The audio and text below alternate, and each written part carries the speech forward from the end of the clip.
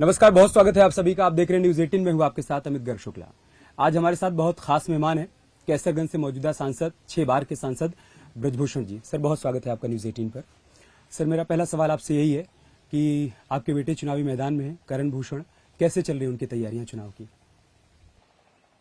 देखिए, कैसरगंज लोकसभा भारतीय जनता पार्टी की दृष्टि से कुछ गिने चुने लोकसभा जो है उसमें से है। अब जैसे मैं देख रहा हूं यहाँ लखनऊ तक बड़ी जीत किस किस लोकसभा से होने वाली। ओके। जैसे मानता हूं ये एक बड़ी जीत लखनऊ से राजनाथ सिंह जी, एक प्रधानमंत्री जी बनारस से बड़ी जीत। और उसके बाद आप इस पूरे इलाके में अगर देख करके पूरा आप देवरिया से शुरू करिए और बनारस चले जाइए, उधर लखनऊ चले जाइए, आप प्रतापगढ़ के रहने वाले हैं, आप ये सब आप इलाके में चले जाइए तो बड़ी जीत आपको केवल कैसरगंज दिखाई पड़ेगी। और पिछली बार यहाँ 2,87,000 मतों का अंतर था। इस बार हमको लगता है कि यह अंतर थोड़ा और बढ़ेगा। और बढ़ रहा है? हाँ। मैं आपके आवास पे आ रहा था तो बाहर तालाब में मैंने देखा कि वहाँ कमल पहले से ही खिला हुआ है। नहीं, कमल यहाँ खिला रहता है, हमेशा कमल खिला रहता है। करण के लिए पहली बार ये चुनावी मैदान में उतरना है। प्रतीक, आपके बेटे पहले से चुनावी मैदान में हैं। करण को पहले से मालूम था, उनकी तैयारियां चल रही थी, या अचानक से उनको पता चला कि अब चुनावी मैदान में? नहीं, देखिए, हमारी तैयारी 12 मास 5 साल रहती है और हमको कोई चुनाव को लेकर के अलग से टेंशन नहीं लेना पड़ता है। रहा सवाल करण का, तो करण भी जब एक राजनीतिक परिवार में है, हमारे बेटे हैं, तो उनका भी कार्य व्यवहार बराबर इसी दृष्टि से बना रहा। और जब मैं जैसे दिल्ली में होता हूं या कहीं और होता हूं तो जो लोगों के सुख या दुख में शामिल होने का कार्यक्रम ये दोनों बच्चे हमारे करते रहते हैं। इन लोगों को ट्रेनिंग है, ये करते रहते हैं। फिर दरवाजे पर कैसे मिलना है, कैसे बैठना है, कैसे लोगों का स्वागत करना है। तो इसमें कोई नई बात नहीं है, केवल कैंडिडेट का नाम बदल गया है, तो इसमें कोई नया टेंशन या नई बात नहीं है। और यूथ है, इसको लेकर के थोड़ी और ज्यादा खुशी की लहर क्षेत्र में है। इसलिए मैंने ये वाला सवाल किया कि यूथ हैं, नेशनल प्लेयर रह चुके हैं शूटिंग में, यूपी कुश्ती संघ के अध्यक्ष हैं, तो ठीक है, आपके सानिध्य में राजनीति का ककहरा तो सीख ही रहे थे, लेकिन लोगों के बीच में जाकर और पॉलिटिकल बातें करना, ये शायद उनके लिए थोड़ा नया नया होगा। कोई नया नहीं, हमसे अच्छा करेंगे, आपसे बेहतर करेंगे, हमसे बढ़िया करेंगे। आपका पूरा सानिध्य, पूरे पढ़े लिखे हैं, बाहर भी 2-3 साल आकर के पढ़ाई किया है, फिर दुनिया देखा है, खेल के माध्यम से भी बहुत कुछ सीखने को मिलता है। फिर रोज ये पाठशाला हमारी लगती है, ये रोज की पाठशाला है, कोई एक रोज की पाठशाला तो है नहीं, तो उसमें उनके लिए कोई चीज नया नहीं है। आपने जो कामकाज किया है, जाहिर सी बात है चर्चा उसकी भी हो रही होगी, सरकार की उपलब्धियों की भी चर्चा हो रही होगी। आपको क्या लगता है, क्या वो फैक्टर होंगे जिसके आधार पर करण इस बार आप कह रहे हैं कि 2,87,000 से भी ज्यादा वोटों से जीतने वाले हैं? देखिए, विकास के कार्य अच्छे हुए। एक तो मेरे पूरे इस क्षेत्र में कोई डिस्ट्रिक्ट हेडक्वार्टर नहीं है, और ना कोई बड़ा शहर है। ज्यादा से ज्यादा नगर पालिका स्तर के, नगर पालिका नगर पंचायत स्तर के ही आते हैं। नदी का किनारा है, ग्रामीण बेल्ट है, और इसमें कुल मिलाकर के 2 छोटी मोटी शुगर फैक्ट्री है, 2 शुगर फैक्ट्री है, कोई इंडस्ट्रियल इलाका नहीं है। तो यहाँ का जो मुख्य काम होता है वो सड़कें, एक बहुत महत्वपूर्ण फैक्टर होता है सड़कें। तो सड़कों पर काफी अच्छा काम हुआ है, और ये कह सकते हैं कि अन्य लोकसभाओं के, मैं देश की नहीं लेकिन आसपास की जो लोकसभा है उसमें बेहतर काम यहाँ पर हुआ है। अगर अयोध्या को आप हटा दीजिए, क्योंकि अयोध्या तो एक सरकार का एजेंडा है, तो उसमें अच्छा काम हुआ है। और देखिए, चुनाव का जो मुद्दा यहाँ पर रहता है या रहेगा, वो हम ही रहते हैं। आप ही रहते हैं? हम ही रहते हैं। हाँ। पक्ष से भी हम ही रहते हैं, विपक्ष से भी हम ही रहते हैं। हम ही यहाँ के मुद्दा है, तभी बाकी कोई मुद्दा नहीं है। दबदबा था, दबदबा है, दबदबा रहेगा। अब ये तो निकला था, स्लोगन है, बच्चे बना दिए, दबदबा है, दबदबा रहेगा। ये तो स्लोगन है, लेकिन क्षेत्र मजबूत था और मजबूत है। जैसे 2,87,000 से हम जीते थे, अब उससे अगर कम होता है तो मान करके चलिए दबदबा घटा है। हाँ, उससे अगर बढ़ जाता है तो दबदबा है। दबदबा है। देखिए, करण की एंट्री तो राजनीति में इसलिए होती है क्योंकि अब उनको इस बार टिकट मिला है। जो लोग बहुत करीब से आपको नहीं जानते हैं, टीवी के माध्यम से सिर्फ इतना जानते हैं कि आप एक बाहुबली नेता हैं इधर के, उनके लिए मैं सवाल आपसे कर रहा हूं कि ब्रजभूषण शरण सिंह की एंट्री राजनीति में कैसे होती है, किन परिस्थितियों में होती है? आपने शून्य से यहां तक का सफर तय किया है। जी। थोड़ा संक्षेप में उस सफर के बारे में बताइए। देखिए, मेरे बाबा सन 1952 में प्रथम एमएलए गोंडा से चुने गए थे। अच्छा, हाँ, आपके बाबा जी 52 में। लेकिन 54 में उनकी मृत्यु हो गई। ओके। और 54 में उनकी मृत्यु होने के बाद हमारे गोंडा जनपद की पूरी राजनीति एक राजमहल में कैद हो गई। मनकापुर? हाँ, मनिकापुर के राजमहल में कैद हो गई। और किसको चुनाव लड़ना है, किसको नहीं लड़ना है, ये वहीं से डिसाइड होता था। और हमारे जिले की कई विधानसभाएं ऐसी थी जहां वोट डालने की परंपरा भी समाप्त हो गई थी। बिहार कहने के लिए बदनाम था, लेकिन उससे ज्यादा बदनाम गोंडा था। अच्छा। मैंने उस तिलिस्म को तोड़ा। छात्र जीवन की राजनीति के बाद जब मैं क्षेत्र में आया, उन चीजों को देखा, तो मैंने उस तिलिस्म को तोड़ा। और फिर उसी समय राम जन्मभूमि आंदोलन में मैं सक्रिय हुआ, चूंकि अयोध्या में ही मेरी पढ़ाई लिखाई, साकेत में? हाँ, पूरा संस्कार साकेत में छात्र संघ का महामंत्री भी रहा। थे आप? हाँ। और पढ़ाई लिखाई जो कुछ शिक्षा दीक्षा अयोध्या से हुई। और वही उसी अयोध्या के कारण हमको भारतीय जनता पार्टी ने टिकट भी दिया। और मुझे याद है कि जब पहला चुनाव में लड़ा था तो अयोध्या का कोई भी मंदिर, कोई भी संत ऐसा नहीं था जो मेरे क्षेत्र में आया ना हो, जिसने प्रचार न किया हो। अब हनुमानगढ़ी से भी जुड़े? हाँ, हनुमानगढ़ी से हमारा बहुत लगाव है। मैं अपने आप को वहां का परिवार मानता हूँ। हाँ, तो वहां से 91 में उस तिलिस्म को हमने तोड़ा। यहां तक कि जब मैंने कहा कि मैं लोकसभा लड़ूंगा तो कुछ लोगों ने मुझे कहा कि ये पागल डिक्लेयर कर दिया। अच्छा। लेकिन 1,13,000 से उस समय मैं 1991 में उस तिलिस्म को मैंने तोड़ा था। और उसके बाद ये सफर चलता रहा और आज तक वो सफर चल रहा है। राम मंदिर आंदोलन से आप कह सकते हैं कि आपकी राजनीति को एक धुरी भी मिली, एक दिशा भी मिली वहां से? राम मंदिर, देखिए, राजनीति तो हमारी शुरू हो चुकी थी, लेकिन राम मंदिर आंदोलन से एक दिशा मिली कि जाना किधर है, उसी में लगे रहे। बीच में एक फेज आया जब आपकी वाइफ आपकी जगह पे चुनावी मैदान में उतरी, अभी आपके बेटे चुनावी मैदान में उतरे हैं। थोड़ा उस फेज के बारे में भी आप हर 10-12 साल पर मेरे साथ कोई ना कोई घटना घटती है, कोई ना कोई घटना घटती है। और 1996 में मेरे ऊपर टाडा लगाया गया। नरसिंहा राव की सरकार थी। सुनियोजित सोच समझ करके, जैसे ये वर्तमान का षड्यंत्र है, ऐसे सुनियोजित सोच समझ करके लगाया गया। क्यों सर, क्या षड्यंत्र हुआ था उस वक्त? उस समय षड्यंत्र हुआ था कि दाऊद के कुछ लोगों को हमने पनाह दिया, जबकि हमारा कोई लेना देना नहीं था। नरसिंहा राव जी को कल्पनाथ राय को फंसाना था। अच्छा। उनको जेल भेजना था।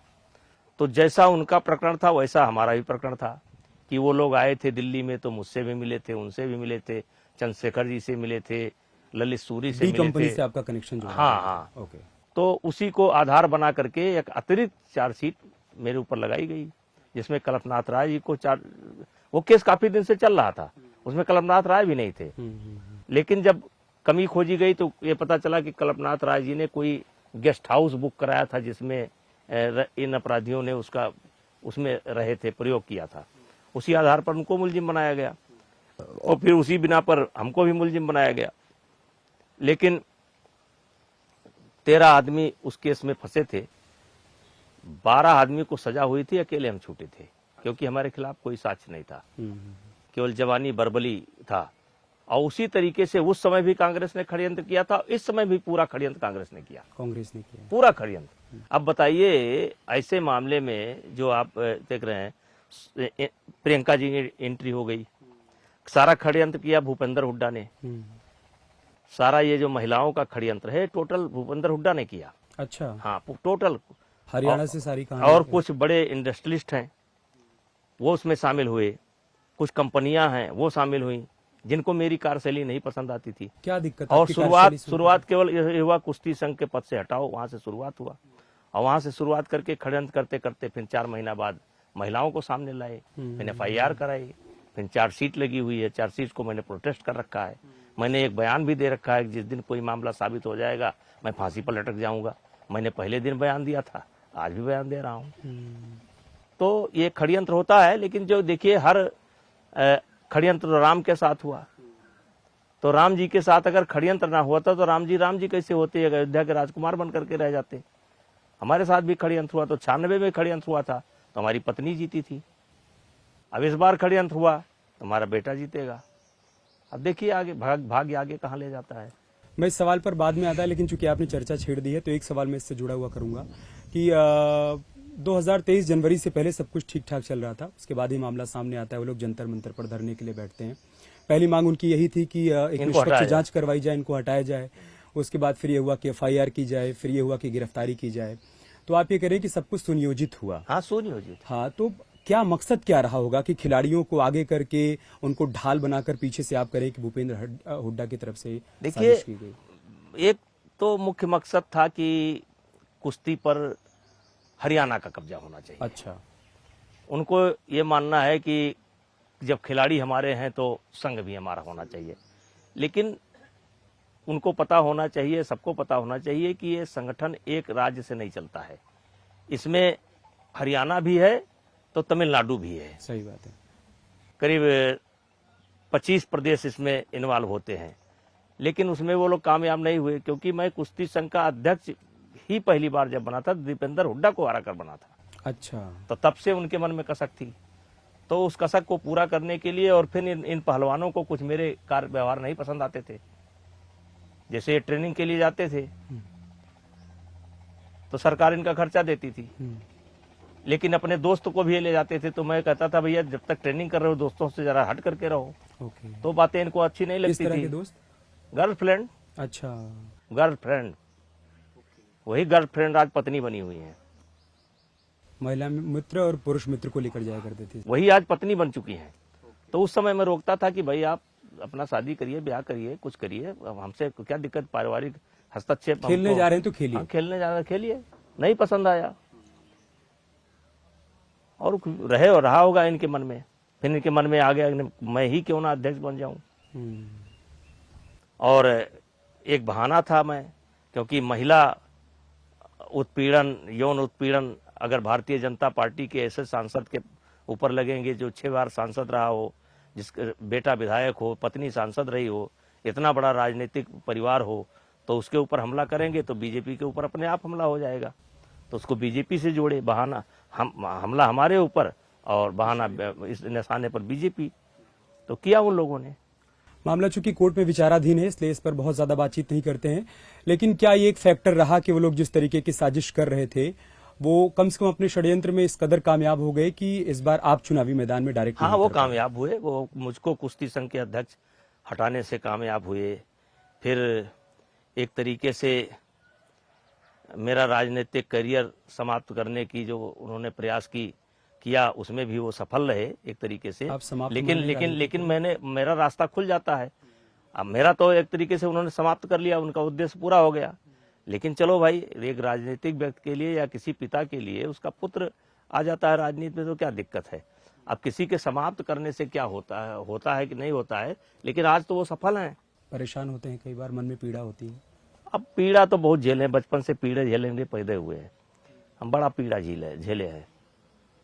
राजनीति के अखाड़े से थोड़ा कुश्ती के अखाड़े की तरफ चलते हैं। लोग ये जानना चाहते हैं कि आप पहलवानी में कैसे उतरे, मतलब इससे कैसे जुड़े? ये बचपन का शौक था, खानदानी शौक था। पिताजी भी पहलवान थे, बाबा भी पहलवान थे, खानदानी शौक था।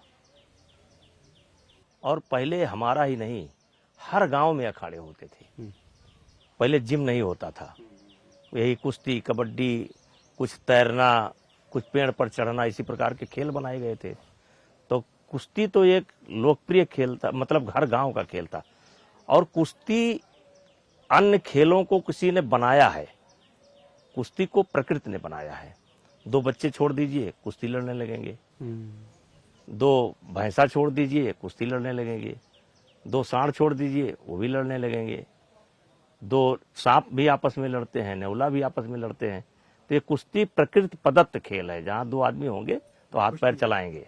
नंदिनी कुश्ती सेंटर भी आपने बनाया है शायद, तो अभी उसके बारे में अगर आप बताना चाहें, वहाँ किस तरीके से ट्रेनिंग दी जाती है, क्या वहाँ पर ट्रेनिंग कल्चर है? वहाँ जैसे लगभग 150 बच्चे तक रहते हैं, कभी कम हो जाते, कभी ज़्यादा हो जाते हैं।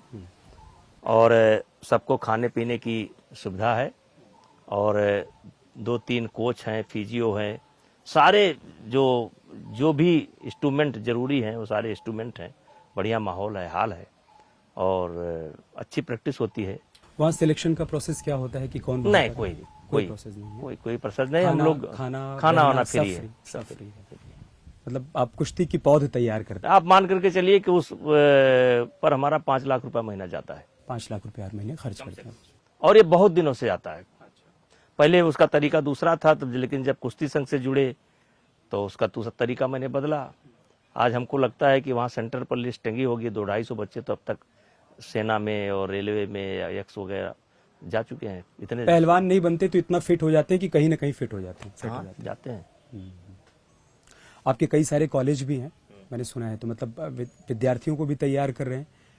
मतलब विद्यार्थियों की पौध भी तैयार हो रही है, पहलवानों की पौध भी तैयार हो रही है? नहीं, विद्यार्थियों की पौध तैयार हो रही है। विद्यार्थियों से मेरा व्यक्तिगत संपर्क रहता है। विद्यार्थियों को मैं अपनी या और लोगों की संघर्ष की कहानी भी बताता रहता हूँ, उनसे व्यक्तिगत मिलता रहता हूँ, उनको जागरूक करता रहता हूँ पढ़ाई के बारे में, स्वास्थ्य के बारे में, पर्यावरण के बारे में, खेती बाड़ी के बारे में। हम सबसे कहते हैं कि शर्म छोड़ो, काम करो, मेहनत करो। तो ये मेरा मिशन चलता रहता है। काम का कोई विकल्प नहीं है। मुझे पता है आपकी चुनाव की व्यस्तता है। आखिरी के 2-3 सवाल मैं आपसे और करूंगा कि अभी हर किसी के मन में सवाल है कि ब्रजभूषण जी का आगे का सफर क्या रहने वाला है? अब ये तो हुई है वही जो राम रच राखा। राम रच राखा, इसको कोई नहीं जानता है। गर्भ में क्या छिपा है इसको कोई नहीं जानता है। राम मंदिर मूवमेंट से आप लगातार जुड़े रहे। मंदिर का पहले शिलान्यास हुआ, फिर प्राण प्रतिष्ठा हुई, आप उस वक्त भी वहां पर मौजूद थे। कैसा लगता है सोचकर कि जिस मिशन को लेकर आगे बढ़े थे उसे अंतिम परिणाम तक पहुंचाने में कामयाब रहे, मतलब संकल्प सिद्धि में तब्दील हो? हर आदमी को अच्छा लगता है। और बहुत पुराना झगड़ा था, सुप्रीम कोर्ट ने फैसला दिया। सरकार भारतीय जनता पार्टी की थी, इसलिए माहौल भी अनुकूल था और मंदिर बन गया। और ये विषय हमको लगता है कि अब कोई खास विषय नहीं रह गया, मंदिर बन गया, लोग संतुष्ट। इस बार चर्चा में है, चुनावी चर्चा में है राम मंदिर, रामलला। अब देखिए, जिसको जिस रूप में लेना हो। अब जो मंदिर के समर्थक है, प्रशंसक हैं, उनको अच्छा लग रहा है। जिनको मंदिर से कष्ट है या जिन्होंने विरोध किया है उनको बुरा लग रहा है। उन्होंने आज भी दूरी बनाए रखी है सबने। राम दरबार आए नहीं अभी आज तक। आने को सब लोग कह रहे हैं, आने के लिए कह रहे हैं, आने को कह रहे हैं, आने को सब लोग कह रहे हैं। आएंगे, देर अबेर सब आएंगे। अभी एक सवाल अब विपक्ष की तरफ से पूछा जा रहा है करण को टिकट मिलने के बाद कि जिस परिवारवाद का बीजेपी विरोध किया करती थी, आज उसी रास्ते पर आगे बढ़ चली है। ब्रजभूषण जी, उनकी पत्नी प्रतीक, करण, तो फिर इसका क्या जवाब? देखिए, करण कोई ऐसा तो है नहीं गैर राजनीतिक परिवार से है, और या वो योग्य नहीं है,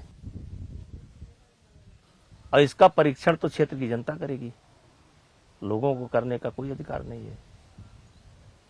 तो अब जिसको जिस रूप में लेना हो वो लेगा।